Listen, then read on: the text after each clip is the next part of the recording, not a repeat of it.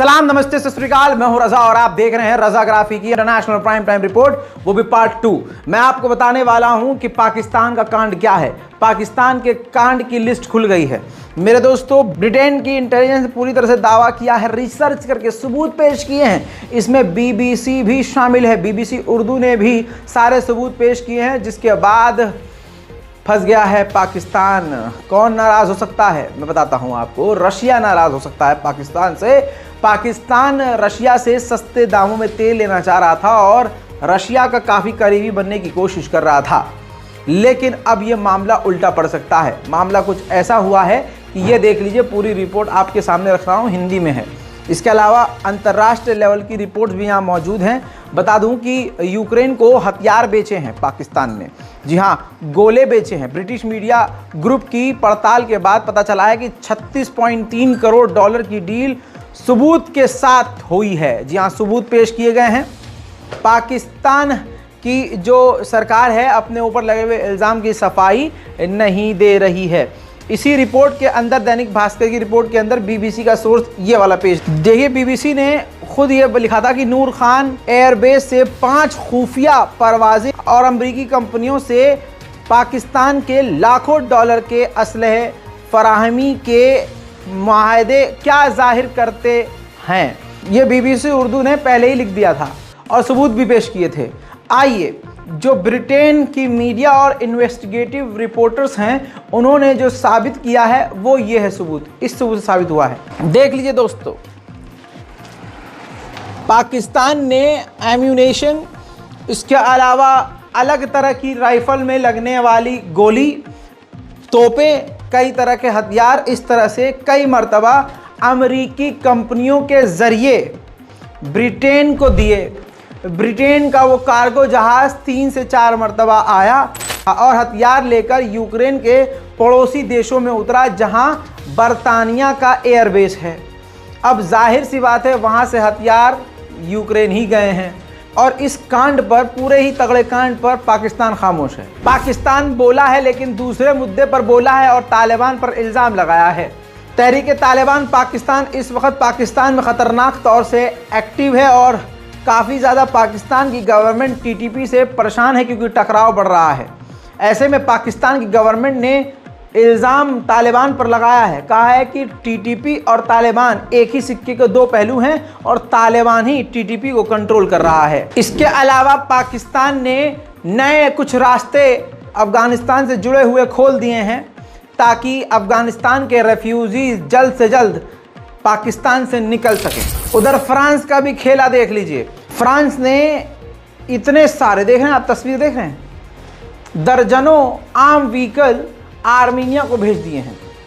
ये रिसीव हो चुके हैं। आज़रबाईजान इस पर बुरी तरह से भड़क गया और आज़रबाईजान ने फ्रांस से कहा कि यह आपका कदम है, आपने आग में घी डालने का काम किया और इलाके में इससे तनाव ही बढ़ेगा।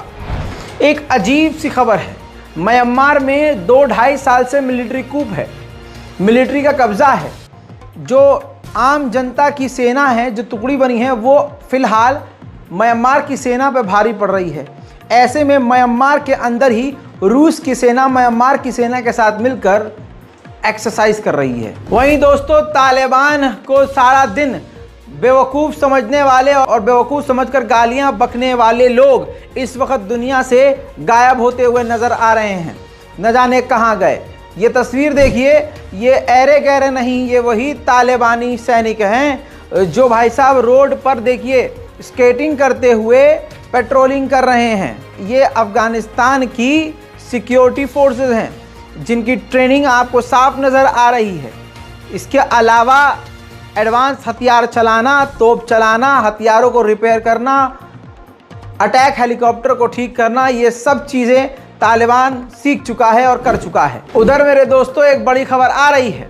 जंग एक तरफ, लेकिन दूसरी तरफ ईरान और सऊदी अरब बातचीत कर रहे हैं अपने इकोनॉमी रिश्ते, यानी बिजनेस वाले रिश्ते और बढ़ाने के लिए। अब दोस्तों बहुत बड़ी खबर, ईरान ने अपने यूरेनियम को बनाने की क्षमता 22% बढ़ा दी है।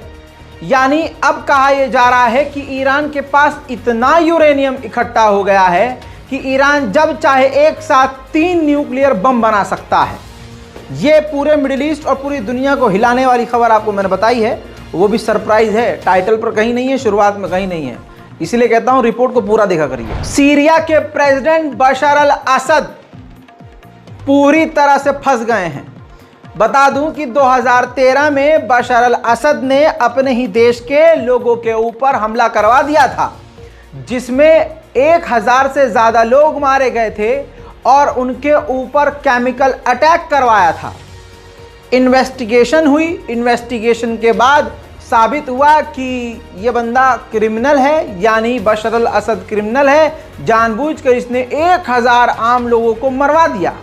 जिसके बाद फ्रांस ने अब जाकर 2023 के अंत में जाकर इस शख्स के खिलाफ, बशर अल असद के खिलाफ अरेस्ट वारंट जारी कर दिया है। मालदीव के नए राष्ट्रपति जैसे ही बने राष्ट्रपति और सरकार जैसे ही आई, उन्होंने भारत को दे दनादन झटके दिए कि भारतीय सैनिक को यहां से निकलना होगा, भारतीय सैनिकों को यहां से निकलना होगा, भारतीय सैनिकों को यहां से निकलना होगा, भारतीय सैनिकों को यहां से निकलना होगा। उन्होंने आते ही ये रट लगा दी। अब भारत को लगा कि अगर हम वहां से निकलेंगे तो कौन आएगा, तो मोइज़ू जो हैं वहाँ के राष्ट्रपति, उन्होंने क्लियर कर दिया कि भारत के सैनिकों को यहाँ से हटना तो पड़ेगा ही, लेकिन ये बात क्लियर है कि जब भारतीय सेना यहाँ से जाएगी तो उनकी जगह चीन की सेना नहीं आएगी। अंतर्राष्ट्रीय प्राइम टाइम में एक और बड़ी खबर, रशिया के प्लांट के अंदर ही, कारखानों में ही ईरान के ड्रोन बनाए जा रहे हैं। ईरान ने अपनी ड्रोन टेक्नोलॉजी सौंप दी है रशिया के हाथ। अब रशिया अपने ही कारखानों में ड्रोन बना रहा है। उधर रोमानिया में यूक्रेन के पायलट जो हैं F-16 फाइटर जेट उड़ाना सीख रहे हैं। ये देखिए,